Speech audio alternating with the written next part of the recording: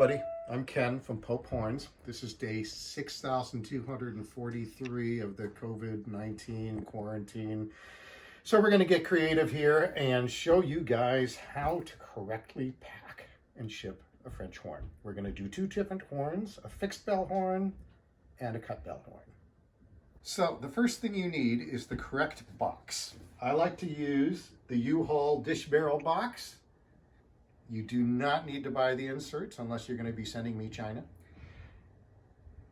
The reason I like these boxes is because A, it's double thickness and it's really big so that you have a lot of space around your horn to keep it protected and well padded. So if you noticed, I used double amounts of tape on the corners, and there's a reason for that, which is if you're using peanuts or sometimes even plastic and the box gets a hole in it, like all the way through, you can lose the peanuts.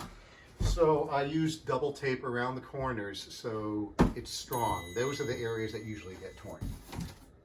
Once you have the box ready to go, you have to prep the horns. These horns are all in cases, and the damage that happens to a horn that's sent in a case is when the valve section, which is the heaviest part of the horn, shifts. If we drop a horn really hard in the case, even though the case is form-fitting, the valve section will shift and it will cause damage, usually right down here on a horn, as you can see in the picture here.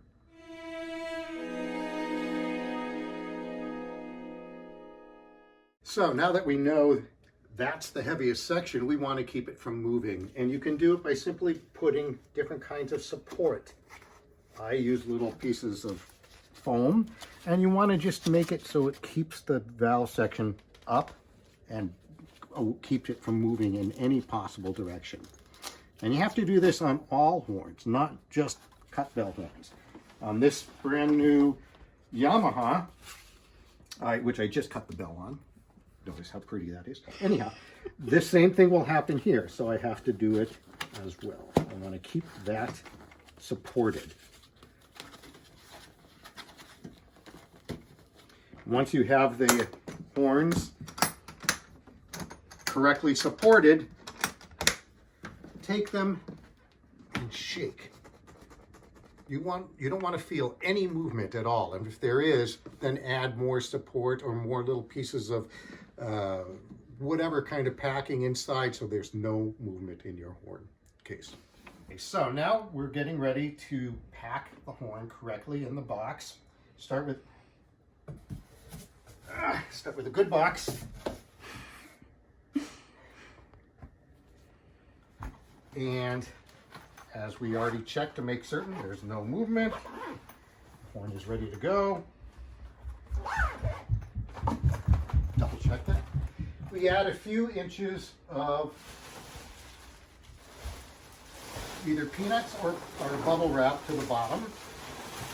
You'll know how much based on which case you're doing.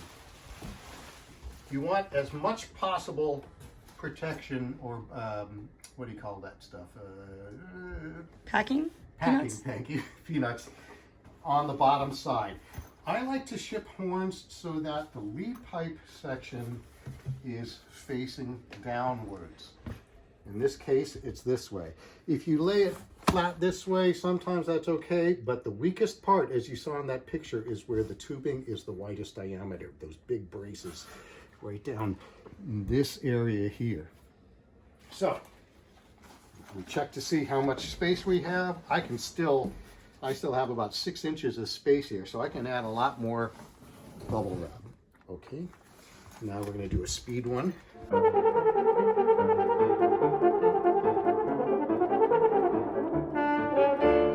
So if you noticed, when I packed that, I made extra sure that the horn was completely surrounded by bubble wrap. You do not want the instrument to be in any contact with the sides of the box, because then there's no padding.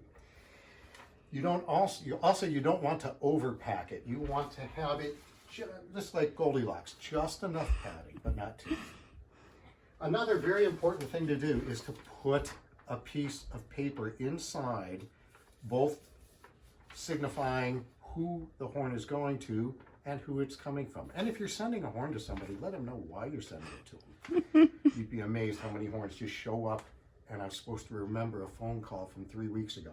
I can't even remember my kids' names sometimes. Okay, piece of paper inside. Just enough padding, I don't have to force it closed. You tape it up. And a little sticker. And if you want to be extra careful, you can also write the address directly on the box too, in case they lose this sticker. As you all know, I just recently went through that, but they did find them. That's for the detachable horn. Now, if you were going to ship a horn without its case, it's very similar to the way I just showed you for the detachable bell horn with its case. You wrap the heck out of it, so you basically can't even see the horn anymore. Just keep a recollection of which is the bell and lead pipe section. And once you put the horn in the box, you will want to put it in either like this or like this. You have a lot more room for padding, so it's not going to get damaged. You do not want to lay it in a box like this. The amount of times I've received an instrument where the lead pipe was bent over is quite a few.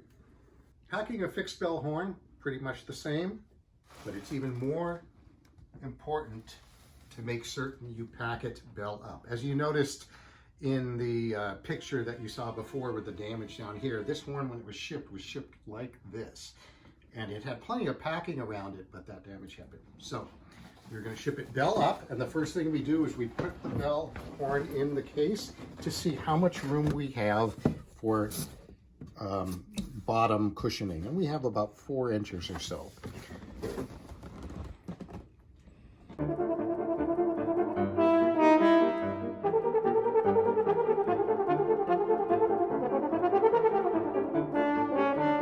So UPS typically will not cover damage, and maybe some other carriers as well, unless they pack it themselves. I trust my own packing more than theirs. Also, they will only insure an instrument that has been shipped in its case. I don't always find shipping a horn in its case to be the safest way to ship it, but just in case you do, that's how you do it. Good luck. Send me your horns and I'll happily help you, and I'm happy to send you some horns as well. If you have any questions, just let us know. Happy horn quarantine.